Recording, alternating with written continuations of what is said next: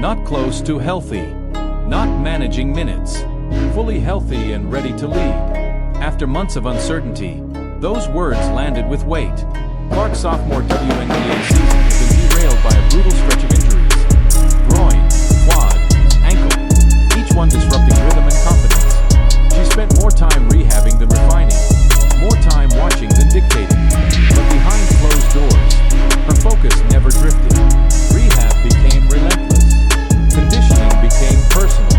When her season ended, Clark didn't pause. She shifted everything toward one goal: coming back stronger, sharper, and prepared for whatever opportunity came next. From the first day of Team USA camp, it was clear she wasn't there to ease back in. Clark played with pace and purpose, moving like someone who trusted her body completely. The ball stuck less when she was on the floor. Teammates cut harder. Spacing looked cleaner. Scrimmages felt faster but more controlled. Coaches noticed it immediately. This wasn't just talent resurfacing. It was command. Then Team USA released the depth chart, and everything changed. Caitlin Clark was named the starting point guard. No ceremonial build-up. No deference to seniority. Just a straightforward decision that sent shockwaves through women's basketball. The lineup was clear. Clark at the 1, Jackie Young at the 2, Brianna Stewart at the 3, Nafisa Collier at the 4, and Aya Wilson at the 5. On paper, it looked balanced. In reality, it represented a break from tradition. For years, Team USA had operated on an unspoken hierarchy. Veterans arrived knowing where they stood. Roles felt earned through time, medals, and reputation. This decision disrupted that structure overnight. Clark, still early in her professional career and coming off an injury-filled season, was trusted immediately with the offense. It wasn't just a basketball move. It was a signal. Inside the gym, the mood shifted fast. Conversations slowed. Body language tightened. Some players processed it quietly. Others struggled to hide their reaction. Coaches viewed it as a decision based on flow and fit. For certain veterans, it felt like the ground had shifted beneath them. Clark's response was telling. When she stepped up for her first interview in months, the room fell silent. This was her return moment. She didn't overstate it. She didn't lean into the drama. She calmly said she felt 100% healthy while acknowledging she still needed to regain full conditioning. There was no bravado, just certainty built on work. Reporters leaned in, trying to gauge whether this confidence was fragile. It wasn't. Clark spoke about rehab, about not taking breaks, about how this camp had been her focus since the season ended. She framed the opportunity as responsibility, not entitlement. While Clark handled the spotlight with composure, tension brewed elsewhere. Aya Wilson, a former MVP and one of the league's most dominant stars, found herself coming off the bench. There was no dramatic announcement. It simply became clear as rotations settled. For a player accustomed to being central to everything, the adjustment was jarring. According to people around the camp, the reaction was immediate.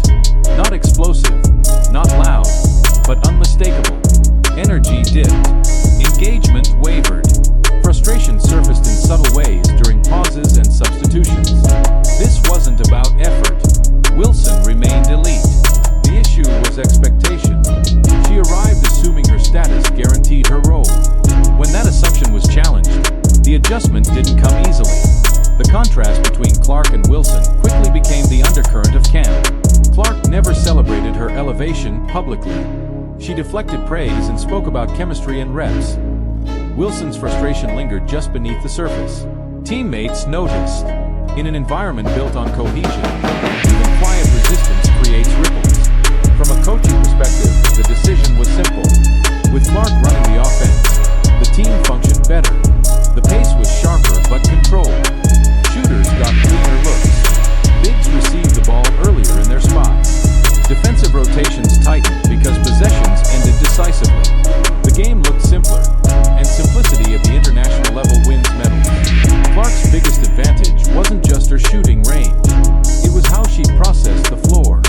She recognized mismatches instantly. She pushed when defenses were unbalanced and slowed things down when structure was needed. That level of control is rare, especially from someone returning from injury. Coaches trusted it because they could see it working in real time. Wilson's role shift came from the same evaluation. With Clark starting, the staff wanted flexibility in the front court. They prioritized lineups that could switch defensively and maintain spacing offensively. That sometimes meant using Wilson in shorter bursts rather than anchoring the starting group. It was a tactical choice, not a punishment. But perception matters. For a player used to being the focal point, the bench can feel like a loss of respect. What made the situation uncomfortable wasn't the lineup itself. It was how each player responded to the change. Clark leaned into responsibility without demanding it. She stayed late after practice. She communicated constantly during drills. When plays broke down, she took ownership instead of deflecting. Coaches noticed how often she checked in with teammates, especially those coming off the bench. Her presence settled the group. Wilson's adjustment proved more difficult. According to camp observers, her engagement fluctuated. There were moments of visible frustration during rotations and pauses where her energy dipped. Nothing dramatic enough to dominate headlines, but enough to shift the room. In a setting where chemistry is fragile, those moments stand out. Sue Bird and Cara Lawson watched closely. Their post-practice conversations centered on the same theme: leadership under pressure. Building a new Team USA identity around younger talent while maintaining championship standards is delicate work. Veterans like Chelsea Gray were competing hard. Established stars expected prominent roles. Elevating Clark immediately challenged assumptions across the roster. Lingered just beneath the surface. Teammates noticed. In an environment built on cohesion, even quiet resistance creates ripples. From a coaching perspective, the decision was simple. With Clark running the offense, the team functioned better. The pace was sharper but controlled. Shooters got cleaner looks. Bigs received the ball earlier in their spots. Defensive rotations tightened because possessions ended decisively. The game looked simpler, and simplicity at the international level wins medals. Clark's biggest advantage wasn't just her shooting range. It was how she processed the floor. She recognized mismatches instantly. She pushed when defenses were unbalanced and slowed things down when structure was needed. That level of control is rare, especially from someone returning from injury. Coaches trusted it because they could see it working in real time. Wilson's role shift came from the same evaluation. With Clark starting, the staff wanted flexibility in the front court. They prioritized lineups that could switch defensively and maintain spacing offensively. That sometimes meant using Wilson in shorter bursts rather than anchoring the starting group. It was a tactical choice, not a punishment. But perception matters. For a player used to being the focal point, the bench can feel like a loss of respect. What made the situation uncomfortable wasn't the lineup itself. It was how each player responded to the change. Clark leaned into responsibility without demanding it. She stayed late after practice. She communicated constantly during drills. When plays broke down, she took ownership instead of deflecting. Coaches noticed how often she checked in with teammates, especially those coming off the bench. Her presence settled the group. Wilson's adjustment proved more difficult. According to camp observers, her engagement fluctuated. There were moments of visible frustration during rotations and pauses where her energy dipped.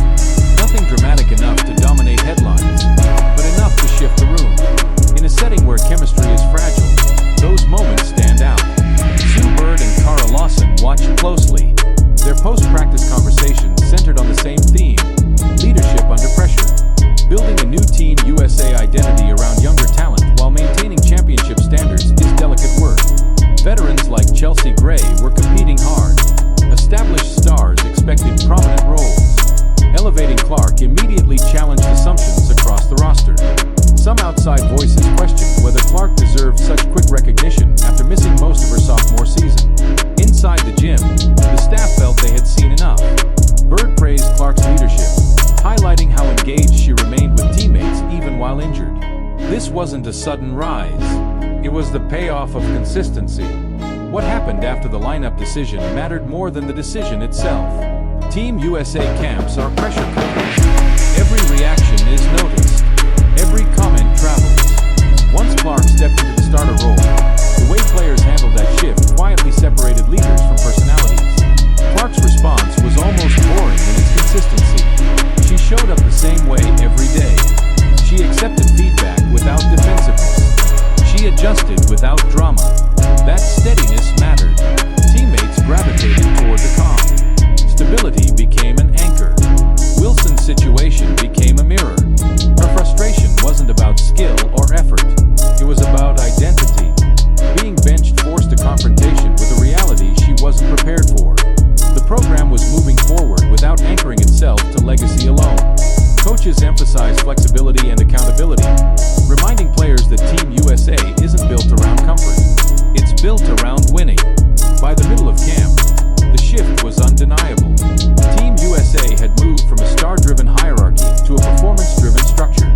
With Clark running the offense, roles were defined by function rather than status. Spacing improved. Communication sharpened.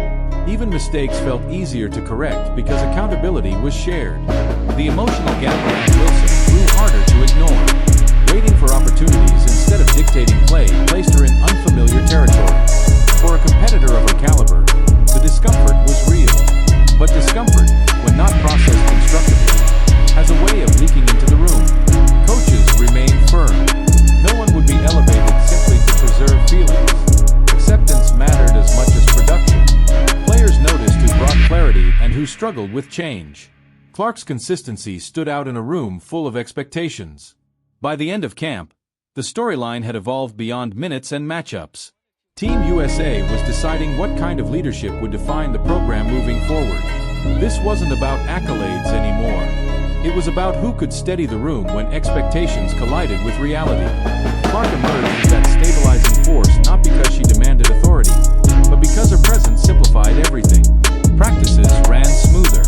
Communication stayed direct. When pressure moments hit, teammates looked to her instinctively. Leadership here wasn't loud. It was functional. Wilson's bench role became a crossroads. Redefine how she contributes or continue resisting a system that had already shifted. Team USA doesn't have the luxury of managing egos on the international stage. Every role exists for a reason. When camp wrapped up, the tension followed the team into public debate. Analysts split. Fans argued. Some praised the staff for prioritizing chemistry over legacy. Others questioned whether a star of Wilson's stature should ever be benched. Inside Team USA, the message had already landed. This wasn't a temporary